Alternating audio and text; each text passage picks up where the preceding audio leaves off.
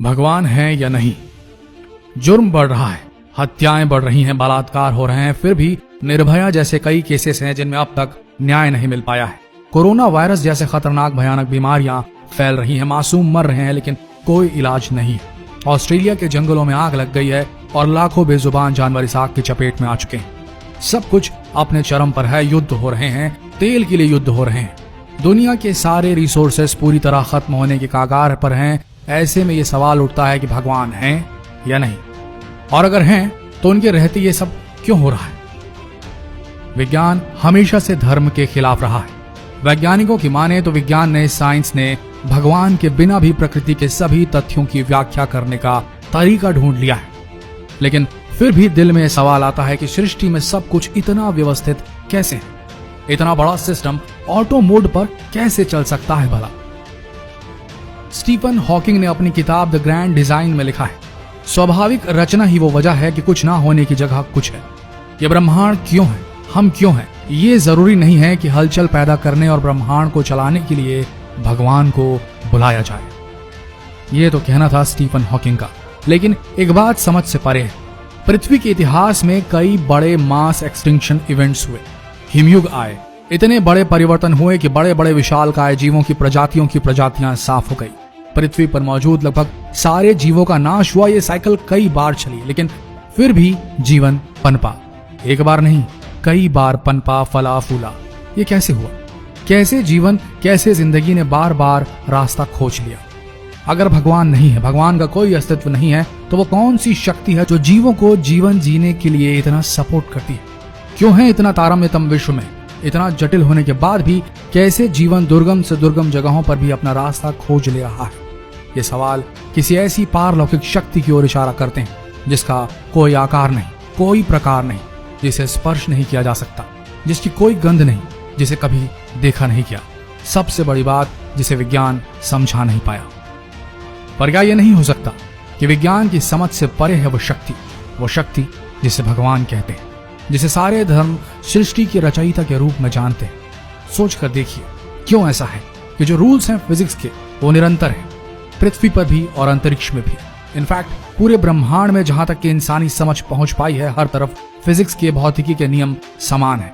At least तब तक तो समान है जब तक वैज्ञानिक स्ट्रिंग थ्योरी और थ्योरी ऑफ एवरीथिंग को पूरा नहीं कर लेते। पैरेलल यूनिवर्स की खोज नहीं हो जाती जहां के भौतिकी के नियम इस ब्रह्मांड से बिल्कुल भी अलग होने वाले हैं। पर आज तक पैरेलल यूनिवर्स के अस्तित्व की कोई पुष्टि नहीं हो पाई है। पहले एटम्स को सबसे छोटा बिल्डिंग ब्लॉक्स माना जाता था जिससे हर चीज बनी है। फिर पता चला इलेक्ट्रॉन्स होते हैं, प्रोटॉन्स होते हैं जो एटम से भी छोटे होते हैं, जिससे एटम बना हुआ होता है।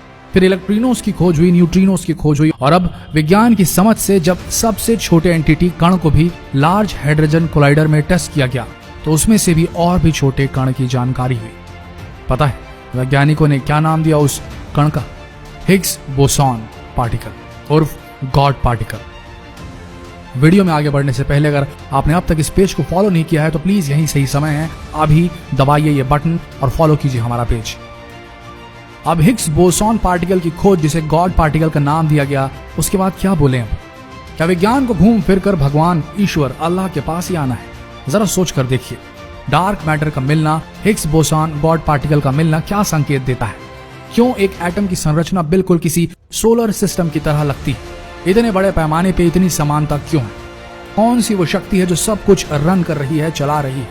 क्यों इंसानी डीएनए में इतनी शक्ति है जिसमें इंसान का आचार, व्यवहार, शारीरिक संरचना सब कुछ एनकोडेड होता है? क्या लगता है आपको, ये सब अपने आप कैसे ऑटो मोड पे चल सकता है? भगवान है या नहीं? क्या भगवान सिर्फ आस्था है, एक सोच? विभिन्न धर्मों द्वारा समाज में शांति बनाए रखने के लिए, लोगों को डराने के लिए बनाया गया एक हथकंडा, ताकि लोगों में डर रहे। बुरा करेंगे तो नर्क में जाएंगे, अच्छा करेंगे तो स्वर्ग मिलेगा, जन्नत मिलेगी। क्या भगवान मानव समाज द्वारा फैलाया गया सबसे बड़ा भ्रम? कुछ उदाहरण देते हैं आपको जो वीडियो के इस पड़ाव में देने जरूरी। आप आस्तिक हों या नास्तिक, शायद ये उदाहरण आपके देखने का नजरिया हमेशा हमेशा के लिए बदल देंगे।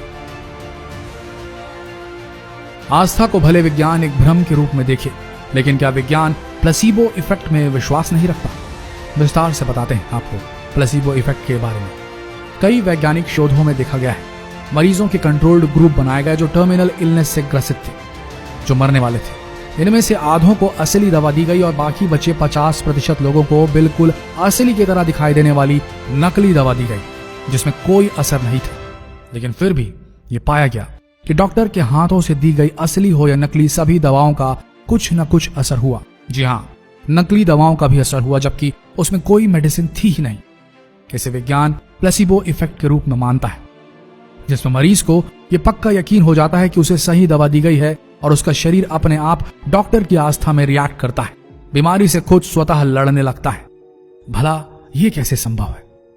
चलिए, कई नास्तिक ये बोलेंगे कि प्लेसिबो इफेक्ट तो एक साइकोलॉजिकल इफेक्ट है, पर आस्था का क्या? हम में से कईयों के साथ, कईयों शब्द का इस्तेमाल करने की जगह हमें कहना चाहिए हम सब के साथ जिंदगी में कभी न कभी ऐसे मौके जरूर आए होंगे जब हम बुरी तरह फंसे हुए होंगे, बुरी तरह समस्या में रहे होंगे और ऊपर वाले की तरफ दिल से आवाज दी होगी, मदद चाहिए। भले ठीक उसी समय नहीं, ठीक वैसे ही नहीं जैसे हम चाहते थे, लेकिन मदद मिलती जरूर है कि नहीं? माध्यम कोई भी हो, माध्यम कोई आस्तिक हो या नास्तिक, माध्यम कोई बुरा इंसान हो या अच्छा, पर किसी न किसी तरह दुनिया के हर शख्स को किसी न किसी फॉर्म में मदद जरूर मिलती है। भला ये कैसे होता है? क्या कोई वैज्ञानिक एक्सप्लेनेशन है इसका, या विज्ञान इसे महज कोइंसिडेंस मानकर नकार देगा? एक मुसीबत में फंसे इंसान के लिए अचानक से कोई भले ही टेम्पररी तौर पर, भले ही किसी भी मतलब के लिए हो, मदद का हाथ बढ़ाता है, लेकिन बढ़ाता तो है। कौन है उसकी मदद के पीछे की वो शक्ति? क्या ये नहीं हो सकता कि भगवान का कुछ अंश हम सब के अंदर होता है और वो परम शक्ति, वो रूहानी ताकत जो हर जगह है, जिसकी न शुरुआत है न अंत है, जो हिग्स बोसॉन में भी है, जो उसे गॉड पार्टिकल का नाम देती है, और उस इंसान की चेतना में भी जो एक्सीडेंट से घायल किसी शख्स को रास्ते में पड़ा देखकर बिना लालच के, बिना पर्पस के ही मदद के लिए आगे बढ़ा चला आता है? क्या भगवान का अंश माता पिता में नहीं होता, जो बिना किसी पर्पस के सारी दुख पीड़ाएं झेल कर भी बच्चों के हित के लिए अपना सब कुछ न्यौछावर कर देते हैं? क्या भगवान का अंश उस बच्चे में नहीं जिसे देखकर शराबी बाप भी शराब से दूरी बना लेता है? ईश्वर बोले, अल्लाह बोले, गॉड बोले, यह हर कण में है, हम में है, आप में है। बस ये है, हर वक्त अपनी पोजीशन चेंज करते रहते हैं, जिसे हम ना समझ पाए हैं और विज्ञान को समझने में भी और टाइम लगेगा। सीधी सी बात है, ब्रह्मांड के इस रंगमंच में man is actor and God is the director. क्या लगता है आपको?